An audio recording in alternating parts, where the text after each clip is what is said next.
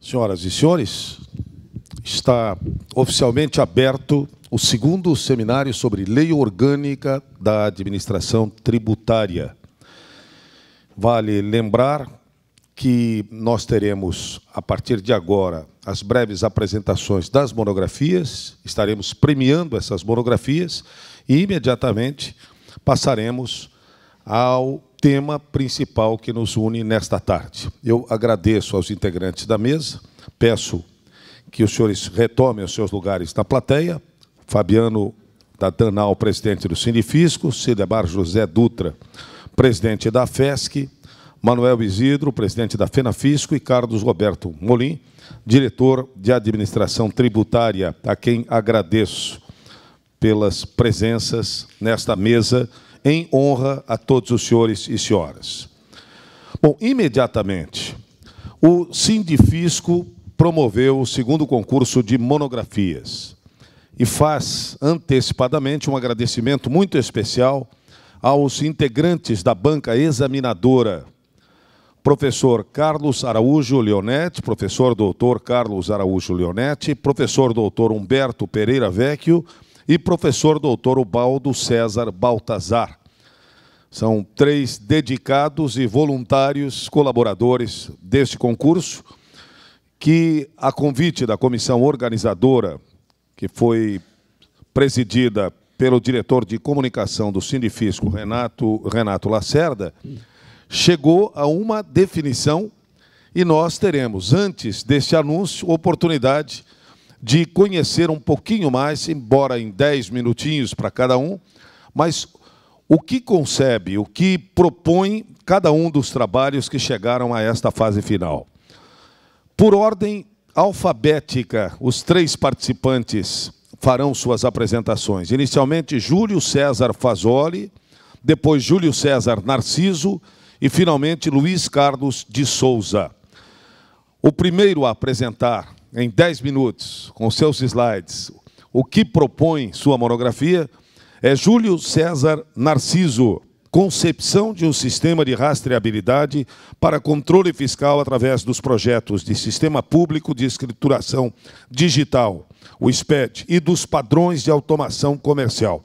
Com os senhores, Júlio César Narciso, por favor. Vou falar um pouquinho sobre a minha monografia, rapidamente. Pode passar para a primeira, para onde foi o objetivo. Essa monografia até começou quando eu fui para o INCAT, ano passado. E lá se falava muito sobre o Brasil ID, que é o controle das mercadorias em trânsito, a rastreabilidade das mercadorias.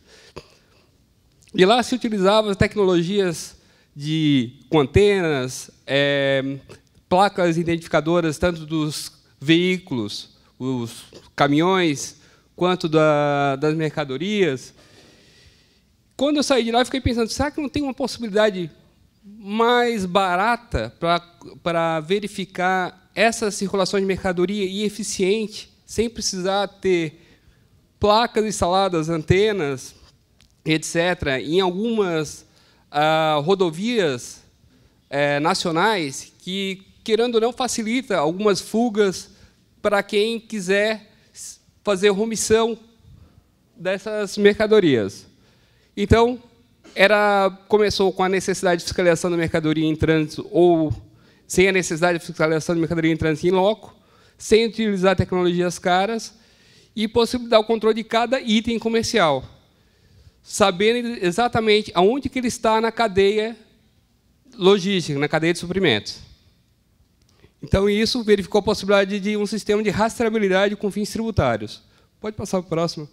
Essa é a ideia do Brasil ID, que é muito discutida nacionalmente. Quem está à frente disso aí é o INCAT, que é colocar antenas, fazendo a leitura dos cartões dos veículos automotores, dos caminhões, para identificar a sua passagem.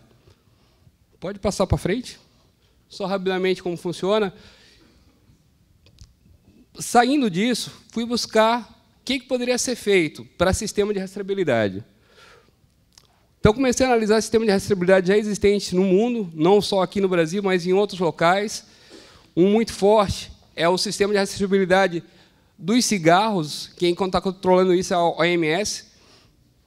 Então, ele já tem uma estrutura muito boa de como fazer esse sistema de rastreabilidade ao redor do mundo, sem ter que colocar antenas, qualquer outra coisa, dispositivo instalado, somente através de algumas informações repassadas.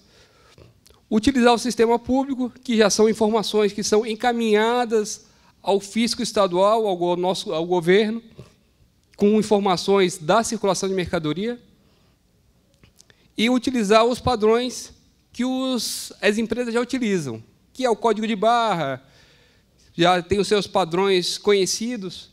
Então, a princípio, foi analisado esses 3 itens para estruturar a minha ideia. Pode passar o... A princípio, a concepção foi essa. Como ficaria? Então, a pessoa, a empresa, a indústria, quando cria um produto, quando ela produz aquele produto, ela identifica com o número serial. E, a partir do momento que ela vai agregando também, vai colocando em caixas maiores, em caixas, e depois nos pallets, ela também tem que identificar com o seu número serial. Todas essas informações têm que ser repassadas para nós. A melhor possibilidade é passar via EFD, Escrituração Fiscal Digital. A partir do momento que a mercadoria vai para o atacado, essa informação é repassada pela nota fiscal eletrônica. Ela repassa a informação do número serial que passou da indústria para o atacado. Nesse momento, o fisco já identifica que a mercadoria, aquele pallet, saiu da indústria e já está no atacado. A mesma coisa acontece quando ele sai do atacado e vai para o varejo. Aquele pallet, pela nota fiscal eletrônica, é repassado o número e o fisco consegue identificar que ele está agora no varejo, não mais no atacado. E depois, a análise do fisco seria pelo inventário, que é pelo número serial também informada na EFD. E, com isso, é possível identificar se há omissão de receita. Por quê? Se ele teve entrada de mercadoria com o número serial, teve saída também com o número serial na nota fiscal eletrônica, se no momento que ele declarar o inventário não fechar essa informação, opa, o sistema vai identificar, tem algum problema aí. Ele recebeu tantas mercadorias seriais, 10, por exemplo, saiu 5, e ele está falando que só tem 2 números seriais daqueles mencionados, 3 estão omissos. Então, é isso, o sistema iria identificar. Para o varejo, como a dificuldade de ele identificar o número serial em cada venda para a unidade de consumo, para o consumidor final, ele tem que ser analisado somente pelo JETIN. Aí, sim, o controle do varejo seria só pelo JETIN, não pelo número serial. E o controle da indústria seria pela quebra de sequência. Ele tem um número serial que ele vai criando conforme está produzindo os produtos. Se está tendo quebra de sequência, podemos identificar que há quebra de sequência. Consequentemente, ele deve estar omitindo alguma receita para nós. Pode passar o... Então, a princípio, a ideia foi verificar a possibilidade de um sistema de rastreabilidade sem usar qualquer outro dispositivo externo, somente com análise de dados. Então, analisamos. Esse sistema poderia utilizar o JETIN, o número serial, a identificação logística, o SSCC, a nota fiscal eletrônica, EFD, os demais documentos de transporte, documentos fiscais no serviço de transporte, e o GPC, que é uma outra possibilidade para classificação de produtos, além do NCM, né? Porque o NCM é uma classificação utilizada pelo fisco, mas as empresas já estão utilizando, esse é o padrão da GS1, o GPC, que é uma classificação mais elaborada, com mais detalhes. Então, uma outra possibilidade. Os benefícios seriam, então, identificar omissões de receitas, tanto da indústria como do varejo, a apuração dos impostos destacados em documentos fiscais, se utilizar o GPC, ele traz retornos além claro, do NCM, o GPC é uma outra possibilidade de reconhecer o tipo de produto. Então, poderíamos fazer análises melhores que tipo de produto que é, para fins de classificações fiscais, e também reconhecer irregularidade na prestação de serviço de transporte, já que, quando a indústria cria o produto, ela tem que identificar o peso, o volume e etc. Então, ele já sai, aquele produto já sai com o DNA pronto. A gente já sabe, olhando o número serial, a gente já sabe identificar. É o produto tal NCM, qual é o peso, qual é o volume, etc. Então, essa é a ideia básica da concepção da minha ideia, dessa monografia. Obrigado, senhoras. A segunda monografia também terá 10 minutos para a sua apresentação. Agora sim, de Luiz Carlos de Souza. Lá está. Partilha do ICMS e inconveniência do cálculo do valor adicionado na partilha do imposto para os municípios catarinenses. Vamos recebê-lo com todo carinho. Luiz Carlos de Souza, com o seu tempo. Boa tarde a todos, boa tarde a todas. Eu vou discorrer sobre o meu trabalho aqui nesse concurso monografia e quero dizer que estou muito honrado por estar aqui nesse fórum. Todo estudioso, ele dá um jeito de arranjar um fórum para dizer das inquietações dele. E, portanto, eu agradeço muito por estar aqui para dizer de uma inquietação que eu tenho, uma inquietação retórica. Vou falar sobre a partilha do ICMS, que é uma política pública de distribuição de receita, e o foco está na inconveniência do cálculo do valor adicionado na partilha do imposto para os municípios catarinenses. Por favor.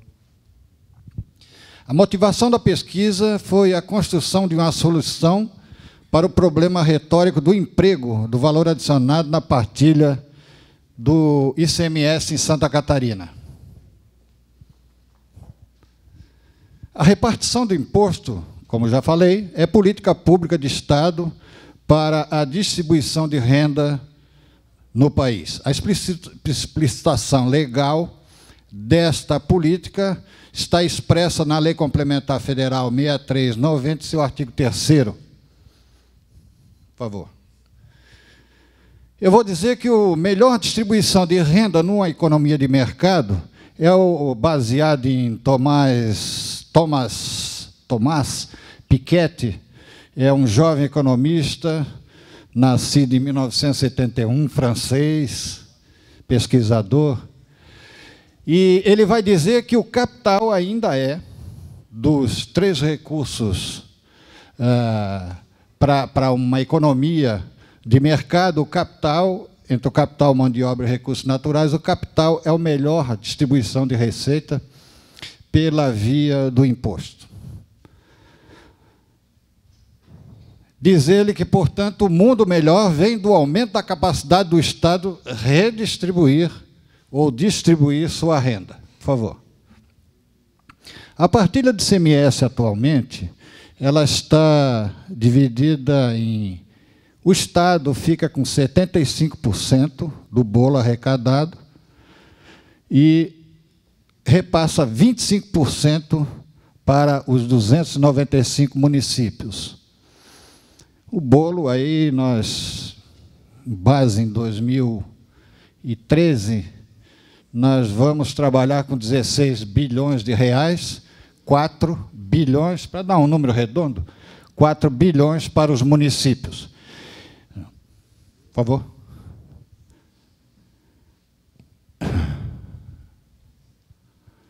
Então, eu vou afirmar aqui, vou começar a jogar pedra no valor adicionado aqui. Eu vou afirmar aqui que a destinação de parte do ICMS arrecadado pelos Estados membros da Federação aos entes municipais seria um notável instrumento de política pública da União, não fora o emprego inapropriado do valor adicionado como maior viés de distribuição da receita para os municípios. Por favor. O valor adicionado, ele tem um suporte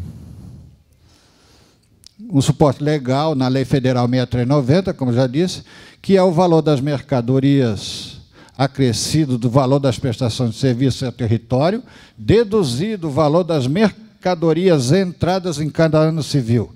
Significa, segundo Gorges, que foi um dos meus autores fundantes, é entrada de mercado, a saída de mercadoria menos as entradas. Bem simples. Por favor.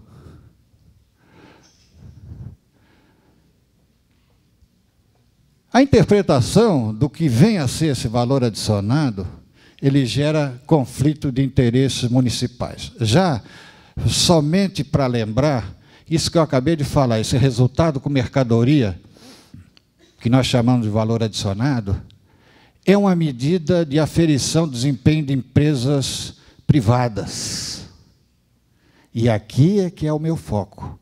É uma medida de desempenho de empresa privada que está servindo para uma política pública de distribuição da receita, e isso foi gestado em Brasília. Não é? Foi gestado em Brasília. Nós já viemos, desde 67, fazendo a opção, naquele governo militar de 64, fazendo a opção de entrarmos numa economia neoliberal, com tudo que é de mal dentro dessa economia neoliberal para o lado da sociedade. Eu quero dizer que essa economia de mercado é centralizadora, torna os ricos mais ricos e os pobres mais pobres. Os conflitos com o VA, como eu acabei de falar, é medida de desempenho de empresa privada, como eu disse. É critério de intrincada escrituração fiscal, é grandeza negocial quase suspeita. Tanto é que nós só vamos homologar 5 anos depois. E é parâmetro de complexo entendimento, além de ser expressão fiscal do fato negociado, para emprego em política pública. Por favor. A formação do índice de participação dos municípios aqui em Santa Catarina, ela se dá da seguinte maneira: 15% daqueles 25% é dividido em partes iguais, em todos os 295. E 85% é distribuído com base naquilo que o município arrecadou. Não é? Aí é que eu penso que esse peso de 85% está muito além do justo, do desejável.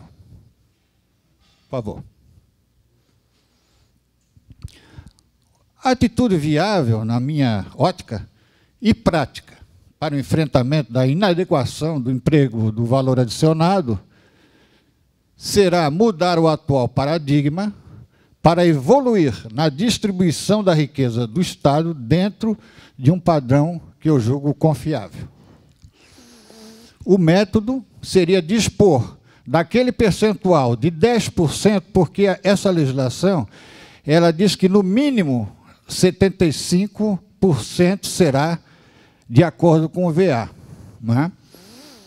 Então, está sobrando 10% aí que nós podemos distribuir de acordo com a nossa vocação aqui no estado de Santa Catarina, que é uma arquitetura de cidades menores, maior acesso à educação, e nós temos aqui também uma colonização diferenciada. Hoje nós temos 85 de VA, 15 igualitário. A proposta: 15 igualitário, 75 de VA e 10% de acordo com a negociação com os municípios. E eu proponho alguns alguns parâmetros. Por favor. Eu proponho o inverso do IDH, o inverso do VA per capita, o índice de desigualdade, todos são índices de IBGE, de Organização Mundial da Saúde, de PNUD, todos são índices confiáveis e disponíveis.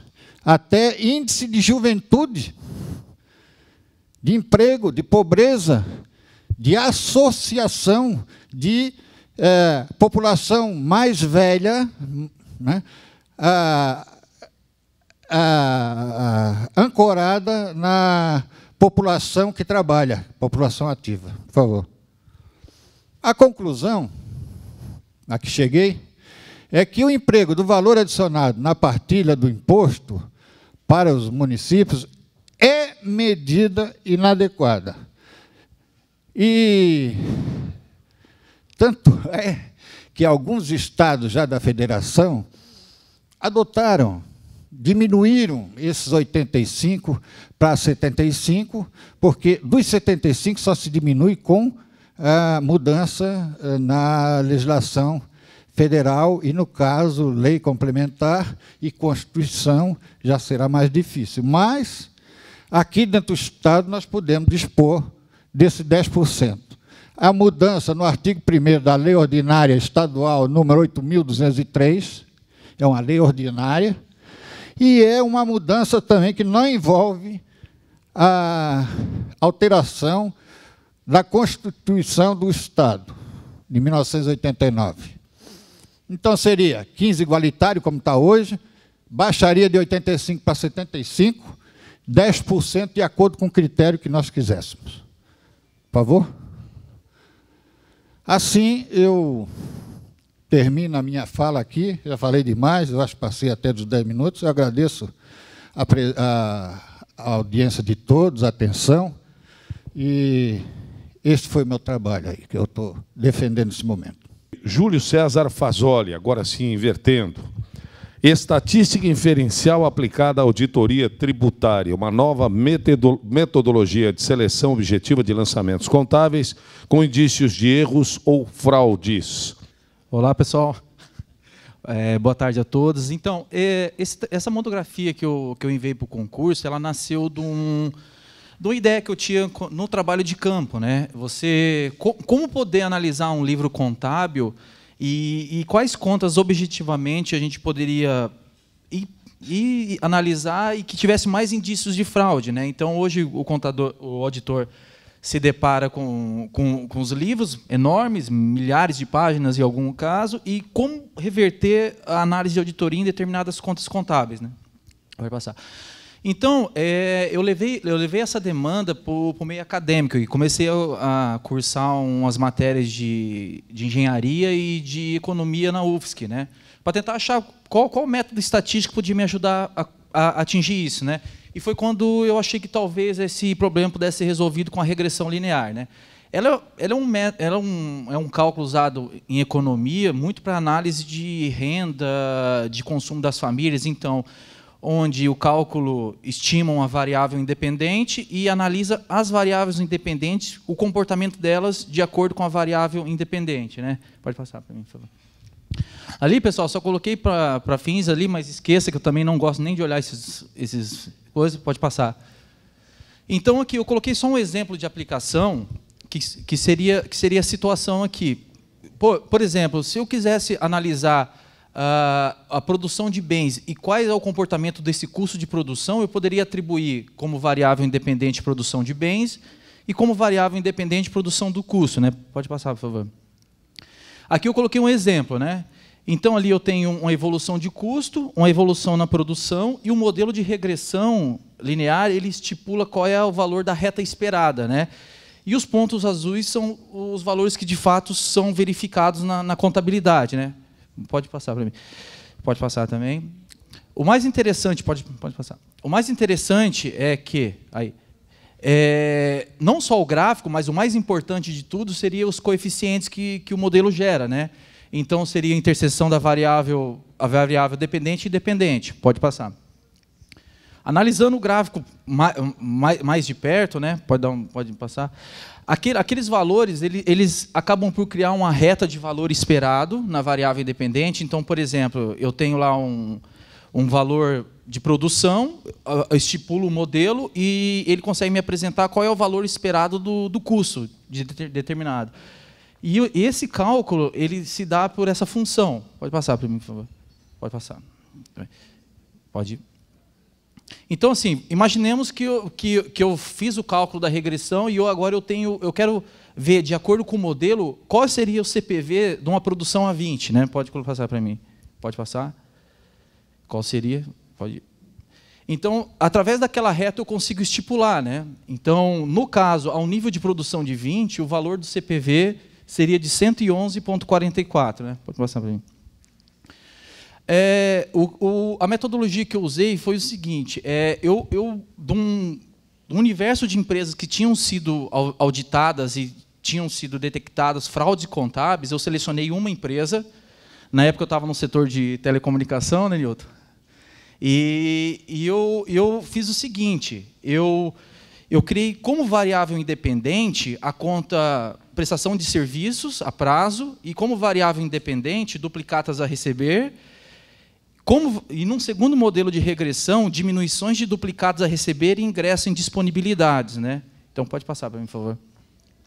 Pode passar.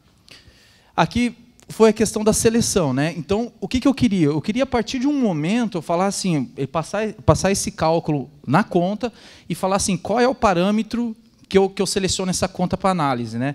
Então, nesse momento, eu utilizei o R ao quadrado, né? que ele é um estimador que explica o quanto a movimentação da variável dependente consegue explicar as variações da variável dependente, né, no caso. Pode passar para mim.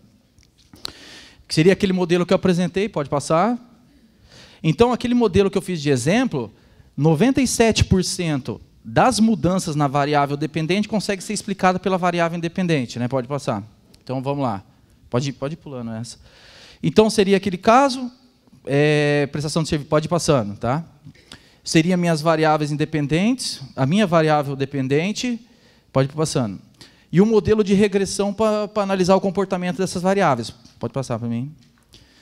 Caso a diferença fosse inferior a 95%, ou seja, se as mudanças em duplicados a receber tivesse menos de 95%, fossem explicadas por prestação de serviço a prazo, eu selecionaria isso aí para análise. Né? Pode passar.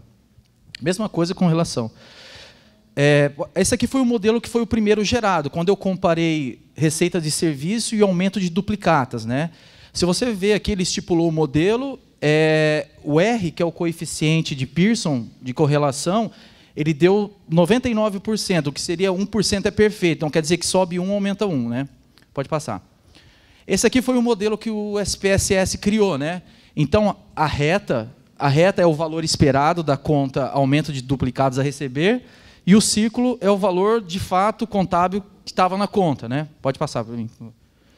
Aqui foi a segunda regressão, né? Que seria a redução de duplicatas a pagar, como variável independente, e a variável dependente seria o ingresso em disponibilidade. Pode passar.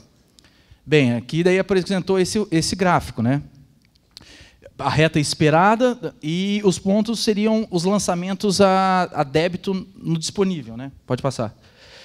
Analisando, quando compara os dois modelos, você pode ver que tem grande discrepância, principalmente nos ingressos de caixa. Né? Pode passar para mim, por favor. Então, analisando o modelo... Pode ir passando para mim. Então, criou-se a reta esperada, né? E daí o que aconteceu? Bem, até então, pode parar. Até então, eu consegui achar o critério de selecionar a conta, mas como eu poderia criar um critério de selecionar a amostra que não fosse subjetivo? Ou seja, eu queria inventar um modelo em que eu pudesse ir lá e definir quais lançamentos contábeis o sistema traria para mim automaticamente. E daí eu comecei a ir a partir dos resíduos. Né? Pode ir. Então, quando você estipula a reta, a variável encontrada, a diferença entre a variável esperada e a variável encontrada chama-se resíduo, né? Pode passar para frente. Então, eu pedi para o sistema me trazer todos os lançamentos contábeis que tivesse um desvio padrão, um desvio padrão a mais e um a menos com relação à reta esperada, né? Pode passar. Que tivesse resíduo acima de 39 mil e inferiores a 39 mil também. Vai passar. Aí o sistema trouxe para mim, né? Aqui são os valores que de fato ingressaram nas disponibilidades, o valor que o modelo estava esperando e o resíduo, né? Se vocês virem, tudo que for acima de 39 mil ele trouxe. Pode passar para mim. Pode passar. Então é o seguinte, eu peguei os 10 primeiros casos ali, tá? Que foi conforme a data, pode passar para mim, por favor. Ali é o anexo J, nosso famoso anexo J da notificação fiscal, né? Daí pode clicar. Então o modelo começou a aparecer justamente as discrepâncias que precisavam ser analisadas, né? De uma forma objetiva, né? Pode ir passando para mim. Pode ir. Então, ou seja, a partir do modelo de amostragem pelo desvio padrão dos resíduos, a gente consegue localizar o lançamento contábil que teria o indício de fraude ou erro. É lógico que a gente está analisando discrepâncias, né? Não quer dizer que a extração seja fraude, mas são contas que têm alto indício de possuírem fraude, né? Pode passar para mim. E a conclusão do trabalho foi que o uso da regressão e dos coeficientes de determinação podem contribuir exponencialmente na identificação de erros e fraudes nas demonstrações contábeis, né, examinadas, né? A adesão desse tipo de ferramenta estatística aumenta a segurança e a confiabilidade da fiscalização, né, reduzindo substancialmente o risco de auditoria, né? O resultado direto de uso de ferramentas é a identificação dos pontos mais vulneráveis nas demonstrações contábeis e como se trata de um estudo que foi desenvolvido no meio acadêmico e ele talvez seja um dos primeiros na área, né? Ele é altamente salutar a realização de estudos adicionais, né? Para a melhoria do modelo, né? Pode passar. É isso aí, muito obrigado. Espero ter contribuído. Terceiro lugar, monografia Partilha do ICMS. Luiz Carlos de Souza, por favor. A inconveniência do cálculo do valor adicionado na partilha do imposto para os municípios catarinenses. Vou pedir a vocês que deem um passinho para a esquerda, mais para a esquerda. Para a esquerda dos dois. Aqui, Manuel, para a esquerda. Isso, para que eu saia de trás da foto. Porque vocês são muito mais bonitos. E certamente o Luiz Carlos merece todo o foco desta foto, marcando o terceiro colocado. Muito obrigado também ao presidente do FENAFISCO, Manuel Isidro, pela premiação. Pode aguardar aqui um pouquinho, depois faremos uma foto em conjunto. Vamos para o segundo lugar. Bom, certamente, anunciando o segundo, já saberemos quem vai ser. Júlio, com certeza. Você já antecipou, Renato. Não tirou toda a graça agora. E é Júlio, e é Júlio César, inclusive. Impressionante. César também é. Segundo lugar para Júlio César. Lembrei do Silvio Santos no soletrando agora, viu? Puxando a letra N aqui, ó. N. Segundo lugar para Narciso. Júlio César Narciso, a concepção de um sistema de rastreabilidade. Peço ao presidente da FESC, Sidemar José Dutra, que venha fazer a foto. Vou pedir para trocar de lugar com o Luiz Carlos, para que tenhamos um cenário relativamente adequado, ao mesmo tempo em que convido o presidente Fabiano da Danal, presidente do Sinifisco, para a entrega do cheque ao primeiro lugar. Vamos só conferir aqui para ver se está certo mesmo. Júlio César F. Júlio César Fazoli, primeiro colocado com a estatística inferencial aplicada à auditoria tributária, uma nova metodologia de seleção objetiva de lançamentos contábeis com indícios de erros ou fraudes. E a gente percebe que não só a tecnologia, mas a estatística, a matemática. Peço aos três agora que se posicionem. Fabiano, podemos vir para cá agora mais à frente da mesa, por gentileza? Intercalando premiador e premiado, por favor. Mafalda vai orientando.